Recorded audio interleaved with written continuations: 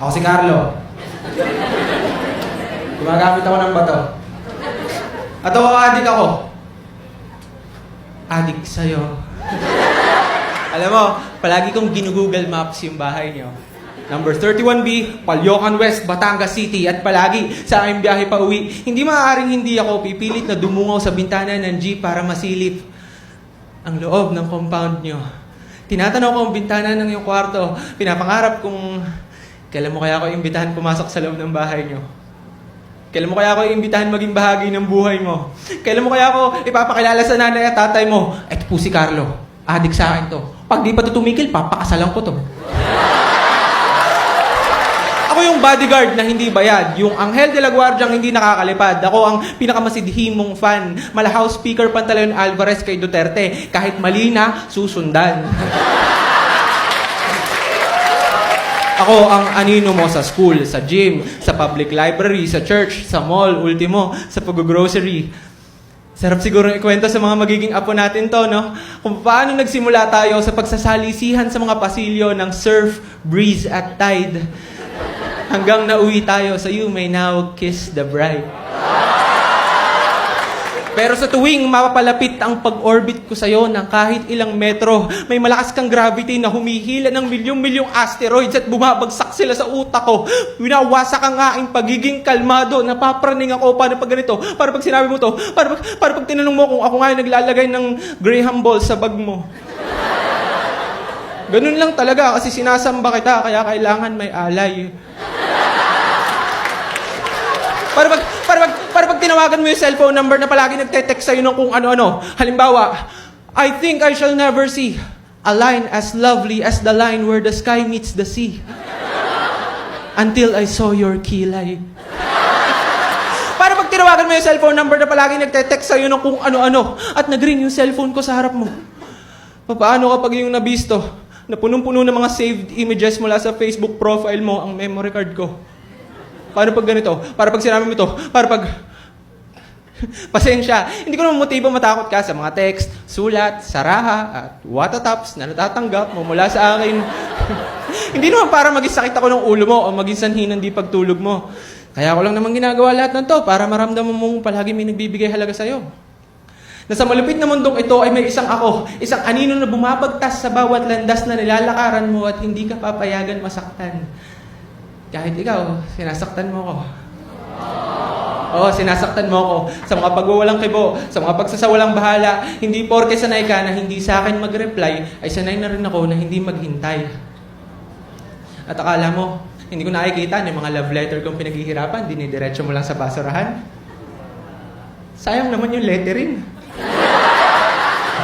Alam mo, minsan nilagay ko na lang doon, alamat ng saging, total, alam ko namang hindi mo rin babasahin.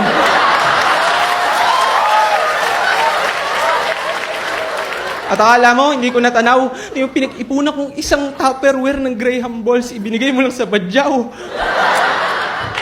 8 peso per peraso. Sana stick-o na lang yung binigay ko sa'yo.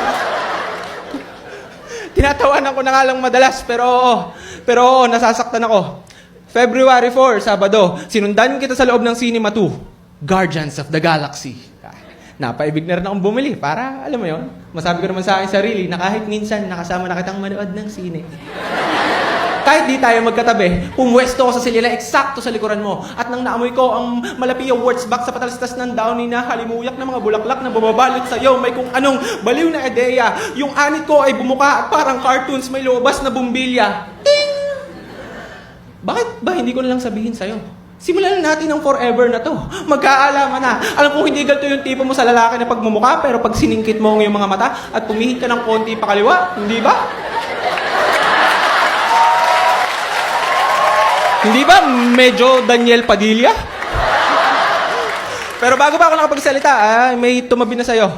Ang bawat hakbang niya ay sigurado para bang napag-usapan niyo na talaga na dito magtatagpo. Pamilyar sa akin ang lalaking to. Parang kasama siya sa top 20 names ng mga lalaking itutumba ko. Ito yung mga fuckboy na palaging pinupusuan yung DP mo. Habang ang mga bida sa pelikula ay tinatangkang ang kalawakan nila isalba.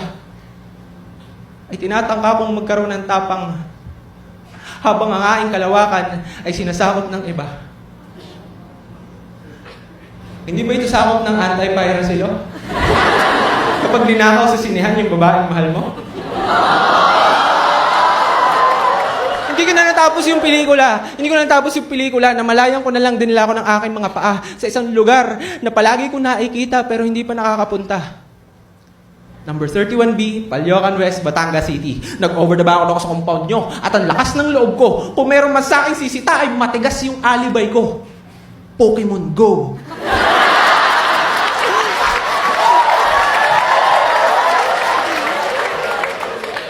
Sa impact na nga yung pagbagsak ay may kung anong humigpit na tornilyo. Hindi mo naman kailangan mauntog para matauhan. Minsan sapat nang mahulog sa taas na 4 na metro. Sa puntong yon, ko napagtanto na ang tanga-tanga ko. Ang dami-daming isda sa karagatan, ba't nagpapaka-spicy sardines ako sa'yo? Bakit ako naging isang Ash na na-stuck sa isang Pikachu? Ang dami-dami kong pagpipilian pero palaging I choose you. Sayang lang ang effort, ang oras, ang 5 piso araw-araw na pag-Gatsby walks ko. Ilang legendary Pokemon na kaya nakalampas sa akin kakasunod-sunod ko sa'yo. Kailangan ko maghabol. I gotta catch them all. At dito nagsisimula ang kwento ng pagka-addict ko sa bato at ng pagre-rehab ng sarili ko mula sa pagkahibang sa'yo. So nagpaikot-ikot ako sa paligid-ligid ng bahay nyo. Selfie, ganyan. Check yung mga pinto. At natuklasan ko na bukas yung bintana ng banyo ninyo. At may nakapatong na bato. Yung panghilod. Kinuha ko to. Remembrance, souvenir, memento, kontento na ako dito. Hindi ko man nakuha yung puso mo. Nakuha ko naman yung panghilod mo.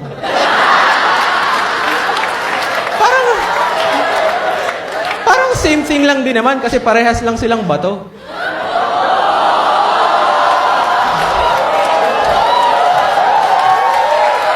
Kinakabahan lang talaga ako kapag gumagamit ako.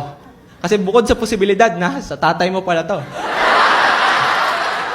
Ang talagang punto nitong tula ay kung gaano kadali ang mapagkamalan sa mga panahong ito.